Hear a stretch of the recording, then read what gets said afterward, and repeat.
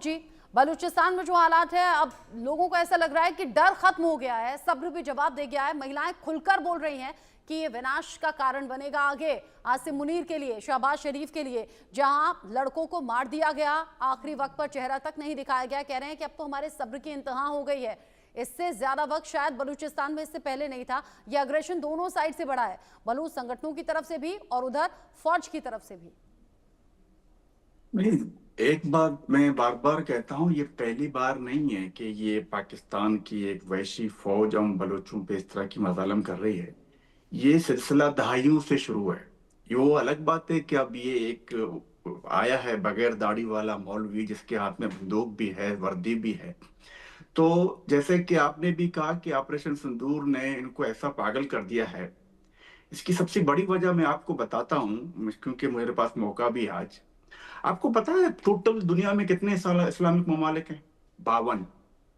मगर मोदी सरकार और जयशंकर की जो डिप्लोमेसी है, जो एक उनकी जो जब भी डिप्लोमेसी थी, या मतलब सोशल जो आप कह सकते हैं इंटरनेशनल रिलेशन थे, उसने इनको वहां पे आके खड़ा कर दिया है पाकिस्तान को कि एक मुल्क मासवाए आजरबाईजान के किसी ने भी हिंदुस्तान की मजम्मत नहीं की जब हिंदुस्तान इन पे मिसाइल बारिश कर रहा था।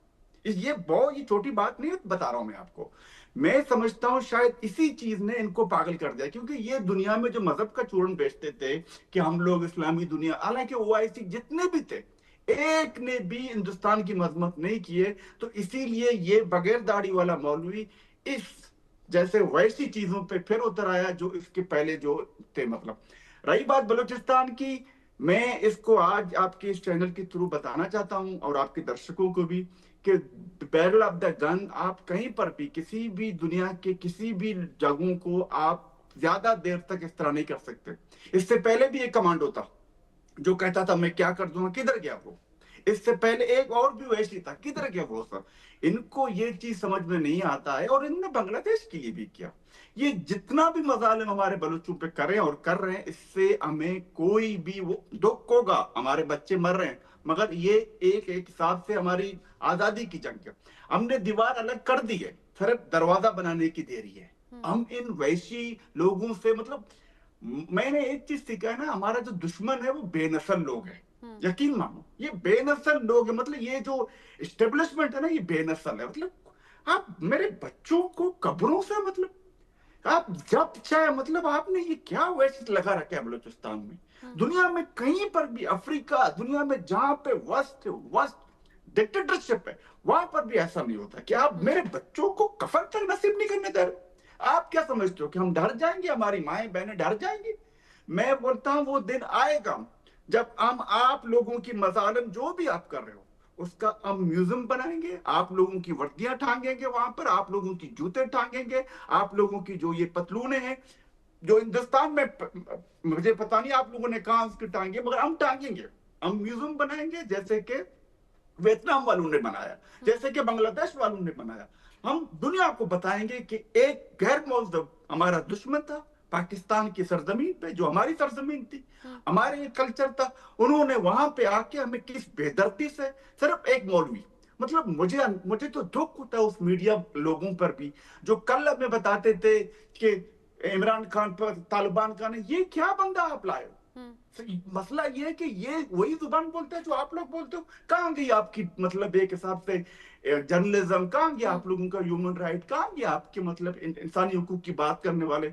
ये लोग हमें हर दफा बेवकूफ बनाते थे, बनाते रहेंगे। मगर अब चूंकि पहले इमरान खान ने इनकी जो, वो भी इन्हीं का बंदा था। मैं अंडर ऑनेस्टली दुनिया को पता है, वो अलग बात है कि अब वो नई बात कर रहा है, जैसे नवाज शरीफ पहले इन्हीं के खिलाफ बात करता था। इस माशरे का मसला ये है, ये अपने आने वाले बच्चों के लिए जो कबर खोद रहे हैं। मैं आपको बताता हूँ, कल नहीं परसों एक अहमदी मरा था।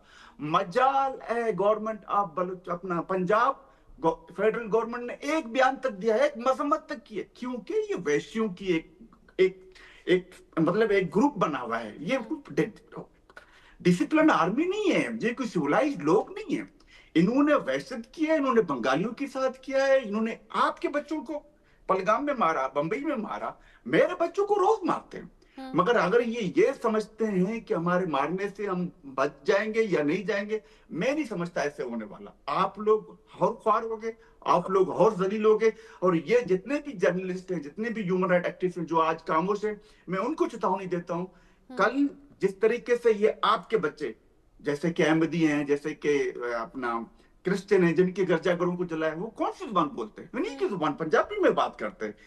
वो जो उनको सपोर्ट कर रहे हैं, मैं उनको चेतावनी देता हूं, ये आपके बच्चों को काटेगा, क्योंकि ये एक वैसी मौलवी है, इसके जहन में सिर्फ इस्लाम, गर्दन काटना, अल्लाह के सिपाही, इस तरीके से ना और माशरे इसीलिए चले हैं, बलूच ना चलेगा। जो लोग हैं वो अब खुलकर बात कर रहे हैं। यहाँ तक कि महिलाएं भी ये कह रही हैं कि इंसानियत मर चुकी है आसिम मुनीर की, और आज की इस घटना के बाद आसिम मुनीर की जो तुलना है वो जनरल डायर से हो रही है। कैसे बेगुनाह लोगों को मार दिया गया, लेकिन ये पहली बार नहीं हो रहा है।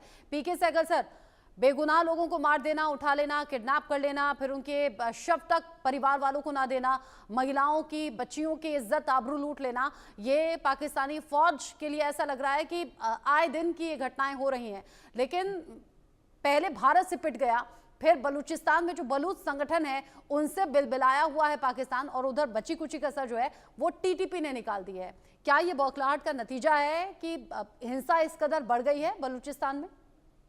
देखो, पाकिस्तान की आर्मी जो है कम्प्लीटली इनडिसिप्लिन आर्मी है। उनमें ना तो कैरेक्टर है, ना इंटीग्रिटी है, ना सेंसिटिविटी है, ना कंपैशन है।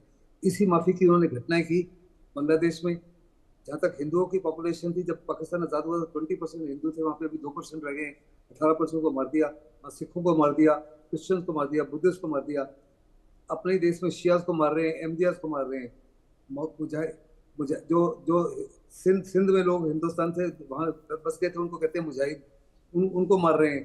तो वास्तव में पंजाब प्रोविंस जो है वो सारे के सारे प्रोविंसेस के खिलाफ बहुत बड़े पैमाने पर जुल्म ढा रही है।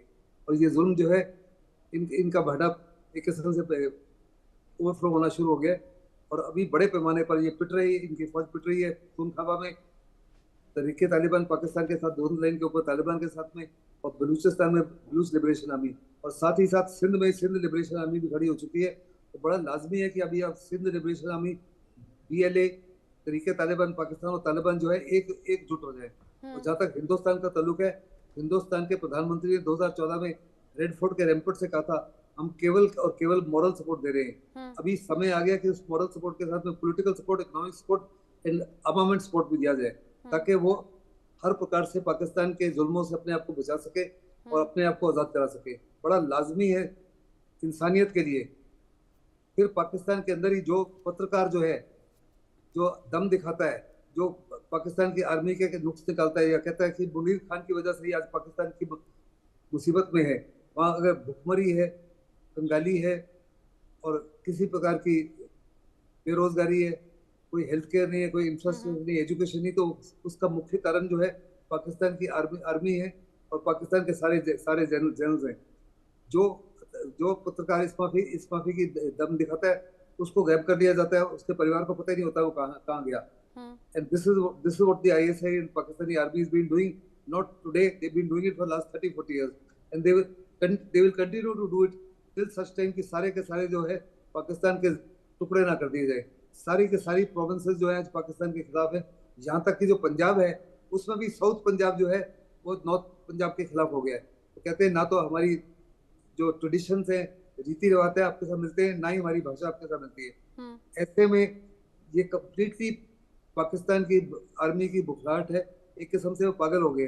हिंदुस्तान ने जो उनको मात दी वास्तव में 48 मिनट्स में, अगर आपको याद होगा, 9 टेररिस्ट ट्रेनिंग कैंप्स, टेररिस्ट के साथ जो